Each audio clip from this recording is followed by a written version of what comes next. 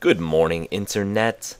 My name is MilkDucks, and this is Ground War Domination on Radiation.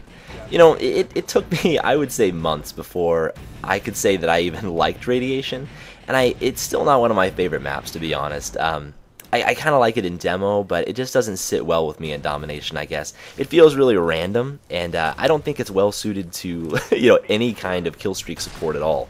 And I would say that's because at least, I'd say 50% of the map is either underground or, in a building with a sturdy roof. So air support has very little opportunity to kind of do its thing.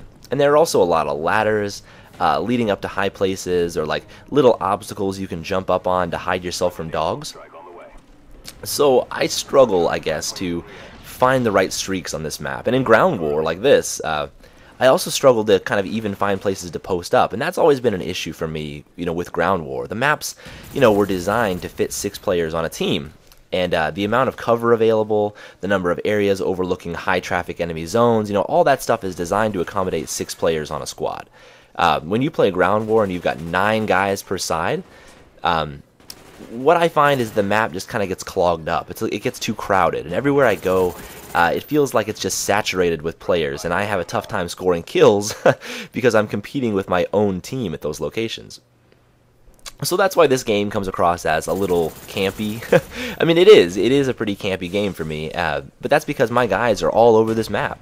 I don't have a lot of options. I decided early on that I would cover the control room, and that's what I did. It's an important strategic location to hold because it's one of the only areas that can open the blast doors at B. But it's nice and centrally located, so I can respond to trouble areas around the map fairly quickly.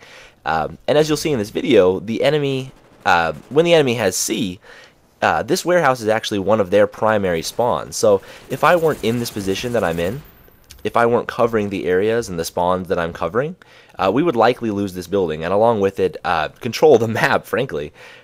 This building occupies one entire side of Radiation, so if you lose it, it can be tough to get it back, and it will likely take a concerted effort from the rest of your team to take control of it again, which is why I stay here for the majority of the game. If that's not your playstyle, if that's boring to you, then that's fine. I mean, we talked about this in my last video. I'm not the kind of commentator who's going to tell you, look, this is what you need to do. If you're not playing like me, using the equipment I use, the weapons I use, then you're doing it wrong. That's not me. If you wouldn't enjoy my playstyle, that's totally cool with me. But what I guess I hope to convey with these videos is that there are other ways to play the game. This is what I enjoy, and frankly, teams need people like me, just like they need others, who are great rushers or something. But let me touch base for just a minute on something that I hear a lot of, which is that, quote-unquote camping is the wrong way to play, or that it somehow means you're less skilled than, other people, or that you're less of a man, I guess. This is Domination. The point of this game isn't to run around scoring as many kills as you can. It's to be the first team to hit 200 points. And you accomplish this goal by taking flags and keeping the enemy team from those flags. So if you're sitting on and around these objectives, preventing the other team from getting to them, I mean, that's not really camping. That's playing Domination. That's how the game is played. But it's pretty common for us to be called, camping bitches or whatever by people in the lobby after they've had frustrating matches against us. And, all I can say is sorry, I guess. Maybe if you tried to take B in the beginning instead of, trying to get into a good position to get kills, you wouldn't be in the situation you're in the first place. Maybe if your team took B instead of us, we would have to come to you. But as it stands, I mean, if you want to win, if you want to get kills, you've got to come to us. You have to come and try to break our line. Now, that's Domination. I see no compelling reason to leave a spot when we have every advantage against you already. and again, I mean, that's Domination. If you don't like that attitude, you probably shouldn't play this game type. I mean, we talked, I guess in the last video, about the importance of identifying your playstyle, because it helps to determine more than just what weapons, equipment, kill streaks, and perks you use. I mean, it also helps to determine what games you'll enjoy, the kinds of games that you'll excel at, My attitude and my playstyle match up very well with Domination, which is one of the reasons why I do well in it. If you're the kind of player, though, who sees domination as basically just team deathmatch with no kill limit, you're probably gonna struggle, at least against full teams like us, because we know the maps, we know the spawns, and we're not gonna let you just run around and do whatever you want. I mean, we're gonna control the flow of the game, and ultimately we're gonna put you exactly where we want you. And at that point, we're just farming kills until we hit 200 points. It's easy to do that against people who are just trying to get kills. I mean, it really is. It's much harder to do against guys who are trying to take objectives, guys that are actually trying to win, which is one of the reasons why that kind of stuff rarely happens to us. I'm an objectives-focused player, and I always have been. Obviously, I want to post a good KD at the end of a game, but my focus is on winning.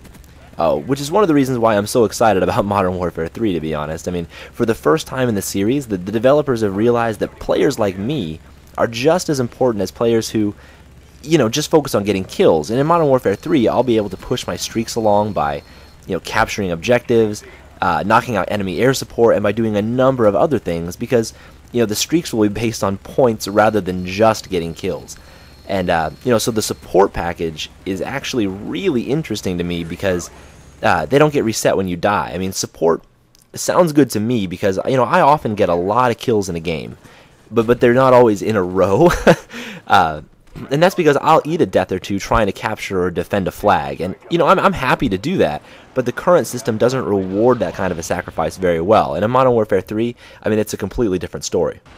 So I'm actually hoping that in Modern Warfare 3, it's going to allow me to, change my playstyle around a little bit. The idea of running with a submachine gun is a lot more attractive to me now, knowing that, I can die and not necessarily lose all the progress I've made toward my streaks. I can rush again. I can play the way I did in COD 4.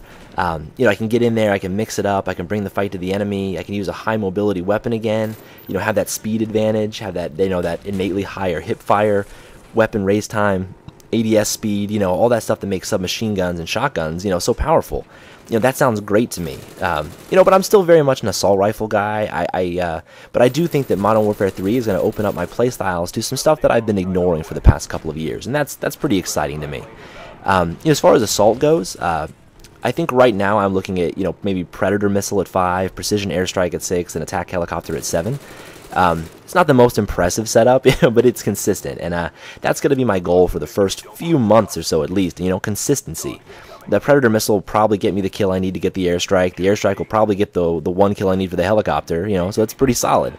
And kill streaks recycle now, so you don't have to die to start it all over again. So, if I get my helicopter out and I get 5 more kills, I can get another Predator missile and the whole thing starts over again. If I get multi-kills with the missile or with the airstrike, which is pretty likely, I mean, you could potentially get another missile out before you even call in the helicopter. So, that's what I mean, it's consistent. But it's looking like we're going to have to talk about that a little bit more next time because we're just about out of time. But just quickly, I just want to say thank you again to all of my subscribers. I mean, I've been getting a lot of feedback lately about what you guys would like to see, and that really helps me out a lot, just in in helping to determine what you want me to talk about, what game types you want to see and that kind of stuff. But please continue to rate, comment, subscribe, favorite. Let me know what you guys think because Modern Warfare 3 is just around the corner at this point, and I'd love to know the kinds of stuff that you guys are going to want to hear me cover. So start brainstorming, sea monkeys. My name is Milk Ducks, and until next time, quack quack.